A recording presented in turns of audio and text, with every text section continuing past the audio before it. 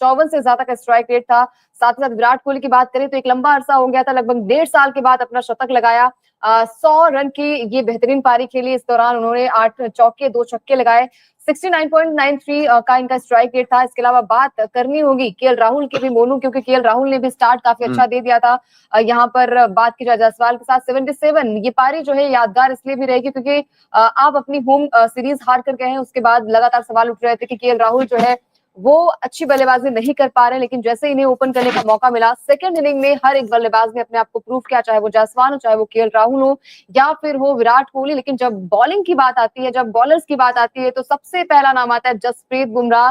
और जब जब भी हमें विकेट्स की दरकार होती है, हमेशा जसप्रीत बुमराह आते हैं और विकेट लेकर जाते हैं। अखिल, क्या कहेंगे इस जीत के बारे में? 295 एक बड़ी जीत ऑप्टस स्टेडियम में। ऐसा पहली बार हुआ है कि किसी देश ने ऑस्ट्रेलिया को ऑस्ट्रेलिया में हराया, खासकर ऑप्टस स्टेडियम में। जी हाँ, ऑप्टस स्टेडियम में किसी भी देश की विजिटिंग टीम की ये पहली जीत है। लगातार 4 मैच ऑस्ट्रेलिया ने यहाँ पे अपने नाम किए थे, लेकिन अब पहले गाबा का घमंड तोड़ा था और अब पर्थ का घमंड भी टीम इंडिया ने तोड़ दिया है। केएल राहुल शानदार बल्लेबाजी, इनके तो मतलब शानदार दिन चल रहे हैं भाई। कल 14 करोड़ में बिक गए। इस मैच में अच्छी पारी भी खेली। यशस्वी जायसवाल के बल्ले से शानदार शतक देखने को मिला। दोहरा शतक लग रहा था कि बना देंगे। 161 रनों की पारी उनके बल्ले से निकली, लेकिन विराट कोहली ने भी मतलब आलोचकों के मुंह पे तमाचा चढ़ा है। मतलब लगातार बातें हो रही थी, संन्यास ले लो, उनको ब्रेक दे दिया जाए, फलाना ढिमकाना, बहुत कुछ विराट कोहली को लेकर बोला जा रहा था। 143 बोले, 100 रनों की पारी, डॉन ब्रैडमैन से आगे निकल गए। 30वां टेस्ट शतक 1.5 साल के बाद इनके बल्ले से शतक निकला। 70 का स्ट्राइक रेट, 8 चौके 2 छक्के। जिस तरीके से हैंडल किया पारी को, प्रेशर को, शानदार कोहली। बिल्कुल शानदार, लाजवाब कोहली। और यही चाहिए होता है कि बड़े क्रिकेटर से, बड़े महान बैट्समैन से यही उम्मीदें होती है कि वो ग्राउंड पर आए तो एक ऐसा ही शॉट्स लगाए, ऐसी पारी खेले जो यादगार पारी रहे। और बात की जाए ऑस्ट्रेलिया की सरजमीन पर, तो अब सचिन तेंदुलकर से भी आगे निकल चुके हैं विराट कोहली। 7 शतक इनके बल्ले से आए हैं। साथ ही साथ बात करें ऑस्ट्रेलिया के खिलाफ तो 9 शतक, टोटल 9 शतक आ चुके हैं ऑस्ट्रेलिया के खिलाफ विराट कोहली के नाम में। विराट है और हमेशा हमने देखा है कि अच्छी बात की जाए बल्लेबाजी के लिए यहाँ पर विराट कोहली जाने जाते हैं। अखिल, विराट के अलावा बात जायसवाल की भी करनी चाहिए क्योंकि जायसवाल ने स्टार्ट अच्छा दे दिया था। जायसवाल की बात होगी, बुमराह की बात होगी भाई। मतलब 9 पारियों में पहली पारी में 5 विकेट लिए, दूसरी पारी में 3 विकेट लिए। और जब आप एक स्टैंड बाय कैप्टन के तौर पर कप्तानी कर रहे होते हैं, आपका मेन कैप्टन आपके साथ नहीं था, उसके बावजूद मतलब प्रेशर था ही नहीं बुमराह के ऊपर। लग ही नहीं रहा था कि किसी भी तरीके की प्रेशर में है। शानदार कप्तानी की, मैच में 8 विकेट लेके गए। पहली पारी में छक्का भी लगाया था, यानी कि बल्लेबाजी में थोड़ा बहुत कंट्रीब्यूशन किया था। और जिस तरीके से यंगस्टर्स को मोटिवेट किया, हर एक प्लेयर को उसकी जिम्मेदारी समझाई। हर्षित राणा के साथ जिस तरीके से उनका तालमेल देखने को मिला, नीतीश रेड्डी के साथ गेंदबाजी का परिवर्तन कराना हो, और मोहम्मद सिराज के साथ जिस तरीके से वो लगातार बॉलिंग कर रहे थे, वो शानदार था। हर्षित राणा की भी तारीफ होनी चाहिए। पहले ही टेस्ट मैच था, पहली पारी में जिस तरीके से उन्होंने ट्रेविस हेड को आउट किया, दूसरी पारी में इनके खाते में 1 विकेट आया। हालांकि बार बार विकेट के लिए जब भी कोई एलबीडब्ल्यू की अपील होती थी, कप्तान को कहते थे कि ले लीजिए डीआरएस। मतलब विकेट की भूख थी, और यही चीज हर एक क्रिकेटर के अंदर होनी चाहिए। ट्रेविस हेड की था सबसे बड़ा विकेट। हमें पता था जब तक वो आउट नहीं हुए थे इंडिया मैच से, मतलब बहुत आगे निकल चुका है, इंडिया के हाथ में मैच है, लेकिन फिर भी जब ये बंदा खेलता है तो बुरा लगता है। बिल्कुल, और डर भी रहता है क्योंकि नाम है यहाँ पर इनका ट्रेविस हेड, और हेडक के लिए टीम इंडिया को देते भी हैं। तो ट्रेविस हेड 89 की पारी इनकी रही है, और स्टार्ट इन्हें भी अच्छा दे दिया क्योंकि 4 विकेट लिए थे। तो उसके बाद हमने ये सोच लिया था कि अब तो इजीली विकेट्स गिर जाएंगे, लेकिन ट्रेविस हेड की पार्टनरशिप मिचेल मार्श के साथ काफी अच्छी यहाँ पर देखने को मिली।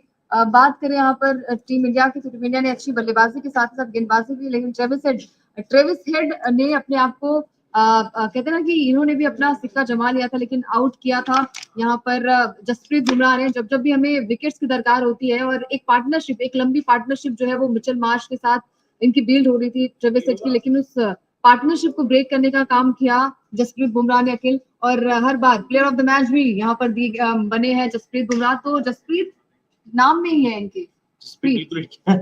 इनके नाम में जसप्रीत, मतलब अच्छी बॉलिंग की है, कुछ भी कह लीजिए। एक वो पार्टनरशिप तोड़ना बहुत जरूरी था। मिचेल मार्श और एलेक्स कैरी उसके बाद एक अच्छी पारी खेली, लेकिन मिचेल मार्श और ट्रेविस हेड की जो पार्टनरशिप थी, हालांकि इंडिया बहुत आगे था मैच में, लेकिन वो पार्टनरशिप कहीं ना कहीं ना जीत के इतनी करीब पहुंचकर आप थोड़ा जब इंतजार करना पड़ता है तो बुरा लगता है। लेकिन ट्रेविस हेड शतक से उनको रोका। और दूसरी पारी के अगर बुमराह के आंकड़े देखें, 12 ओवर 42 रन 3 विकेट।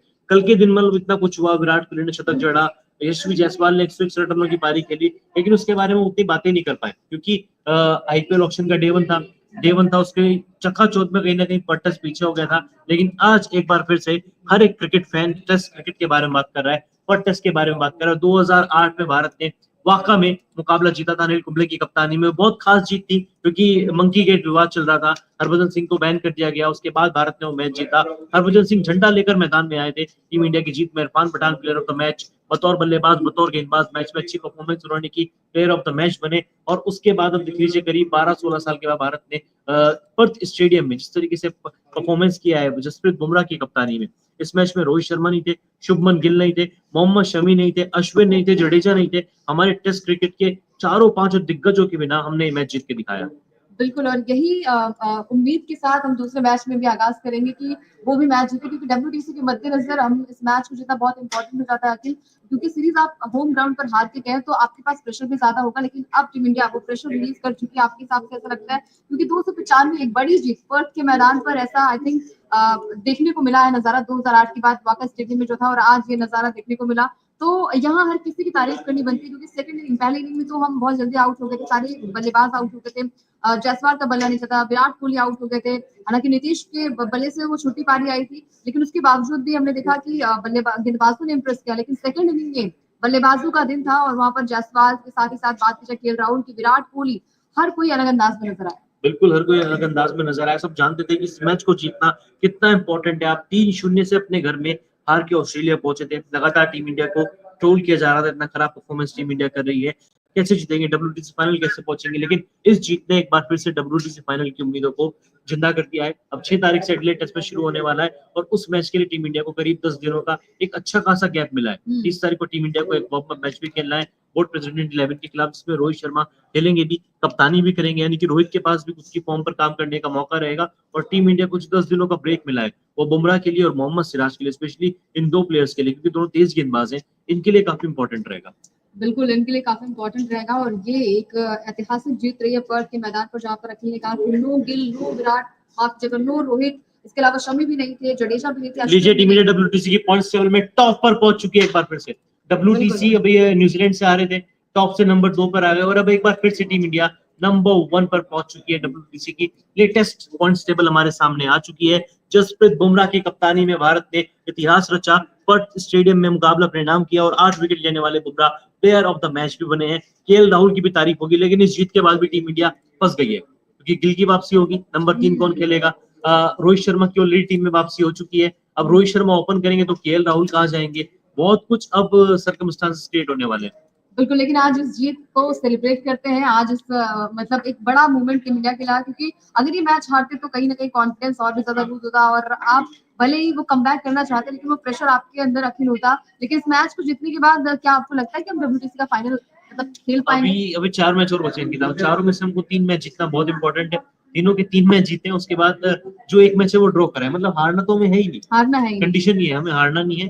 खैर, शुरुआत अच्छी हुई है, अब उम्मीद है कि अंत भी सीरीज का अच्छा होगा, इस दौरे का अच्छा होगा, क्योंकि आपने पहला मैच जीत लिया, ऑस्ट्रेलिया को पूरी तरीके से आपने डोमिनेट किया। हालांकि वो पहली पारी थी जहां पे इंडिया 150 पे ऑल आउट हुआ, वो पहले 2 सेशन, उसके बाद टेस्ट क्रिकेट में इस मैच में जितने भी सेशन देखने को मिले, हर एक सेशन में टीम इंडिया का दबदबा देखने को मिला है। चाहे वो विराट कोहली की शतकीय पारी की बात करें, यशस्वी जायसवाल का शानदार शतक 161 रन, KL राहुल के 77 रन, उसके अलावा बुमराह ने अच्छी बॉलिंग की, सिराज ने अच्छी बॉलिंग की, सुंदर ने इंप्रेस किया, अश्विन और जडेजा की गैर मौजूदगी में नीतीश कुमार रेड्डी, उनका अच्छा डेब्यू देखने को मिला, दोनों पारी में उनका बल्ला चला। इस मैच में उन्होंने सेकंड इनिंग में अपना टेस्ट डेब्यू में विकेट भी लिया।